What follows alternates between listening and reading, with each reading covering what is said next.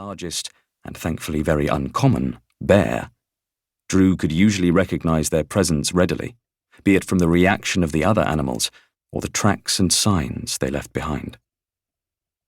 But today's feeling vexed him. Something was out there, watching them, stalking them, but it was unfamiliar. He knew it sounded crazy, but he could pick up the scent of a predator when the air was clear. This had proved invaluable on many an occasion, saving several of the family's sheep and cattle. Although today was blustery, there was still the faint hint of a creature that was out of place, foreign to these parts.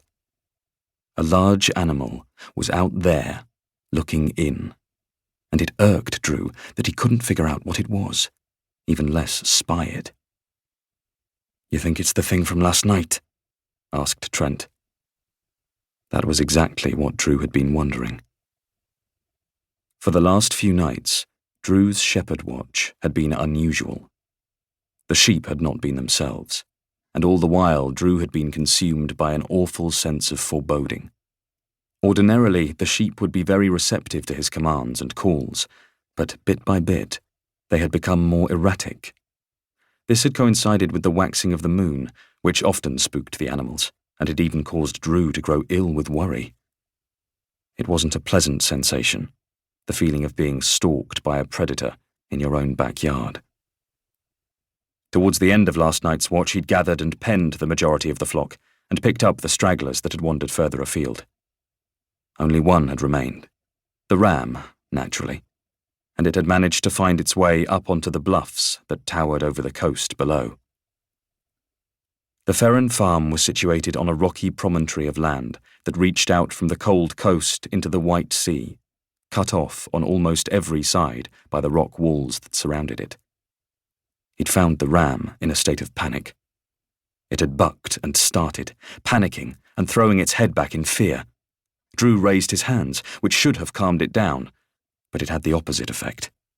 Shaking its head from side to side, mouth open and gulping at the salty air, the ram had backed up a step, then another.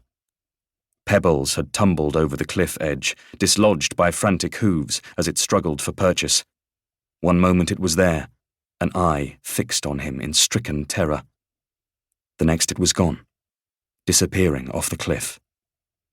Drew had scrambled the remaining distance to the edge, white-knuckled fingers clutching the earth as he peered over. 100 feet below, heaped in a broken mass, the sheep lay unmoving, its life dashed away on the sharp rocks. As the moon shone down, Drew had looked about, convinced he wasn't alone, sure beyond reason that whatever had startled the animal was still nearby. He'd raced home through the sickly moonlight, heart thundering, not stopping until he'd hit the farm's front door with an almighty crash. Now, on this stormy morning, Drew had the same familiar feeling. He'd be keeping the sheep penned in tonight, close to the farm, where he could keep an eye on them. "Drew!" His father pointed in the direction of the remaining sacks that were lined up outside the heavy timber doors of the barn. "Get a move on! I want to get to Tuckborough while there's still daylight, lad!"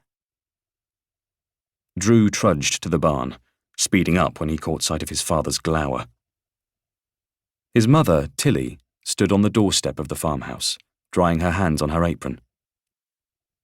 "Try not to be hard on him, Mac," she said, as her husband approached, reaching out and brushing the sweat-soaked hair from his brow. "He's probably still raw from what happened to that ram." "He's still raw," said Mac incredulously. "It's not him who has to fork out for another animal.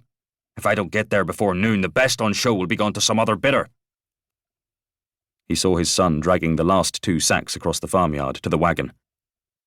"If you tear those sacks, then it'll come out of your wages, lad," he shouted. Tilly had to bite her lip, mother's instinct telling her to jump in and defend the boy, but thought better of it. Mac's mood was bad enough without one of their rows darkening it further. Drew stopped to throw one of the sacks over his shoulder, looking back to his parents, who stood talking beneath the farmhouse porch.